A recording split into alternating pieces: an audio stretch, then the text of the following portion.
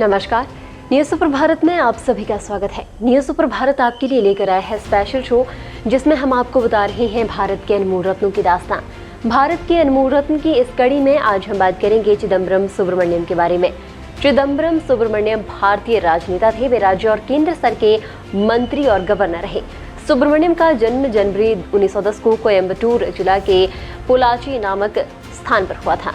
प्रारंभिक शिक्षा के बाद मद्रास में उनकी उच्च शिक्षा हुई। उन्होंने प्रेसिडेंसी कॉलेज मद्रास से बीएससी की डिग्री प्राप्त की और बाद में मद्रास विश्वविद्यालय से 1932 में कानून की डिग्री प्राप्त की, परंतु 1936 तक वे वकालत प्रारंभ नहीं कर सके। जब उन्होंने वकालत प्रारंभ की तब तक उनका संबंध स्वतंत्रता आंदोलन से हो चुका था। देश को स्वतंत्रता दिलाने के लिए की जा रही उनकी गतिविधियों के कारण ही वे गिरफ्तार भी हो चुके थे। इस प्रकार उनकी रुचि स्वतंत्रता आंदोलन की तरफ बढ़ती गई और अब वे पूरी तरह आजादी के सिपाही बन गए। 1942 का भारत छोड़ो आंदोलन एक ऐसा महत्वपूर्ण पड़ाव था जब संभवतः कांग्रेस का कोई भी महत्वपूर्ण नेता जेल से बाहर नहीं रहा।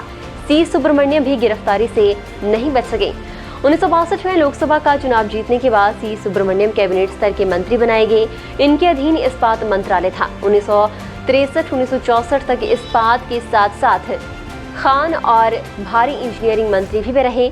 फिर 1964 से 1965 तक वे खाद्य और कृषि मंत्री रहे। 1966 से 1967 में उनके मंत्रालय के साथ समुदाय विकास और सहयोगिता विभाग को भी जोड़ दिया गया। उनका ये कार्य अत्यंत महत्वपूर्ण था। उन्होंने जहां अच्छे बीजों की बढ़िया किस्मों का उपयोग करने पर बल दिया, तो वहीं किसानों को इस और भी प्रेरित किया कि वे खाद का भी और अधिक प्रयोग करें। इसका परिणाम ये हुआ कि 1960 के दशक में देश खाद्य उत्पादन में आत्मनिर्भर हो गया। सी सुब्रमण्यम की कृषि नीतियों के कारण 1972 में खाद्यान्न का जो रिकॉर्ड उत्पादन हुआ, इस घटना को हरित क्रांति की संज्ञा दी गई। सी सुब्रमण्यम को तुलसी फाउंडेशन के अतिरिक्त ऊथॉन्ट शांति पुरस्कार दिया गया।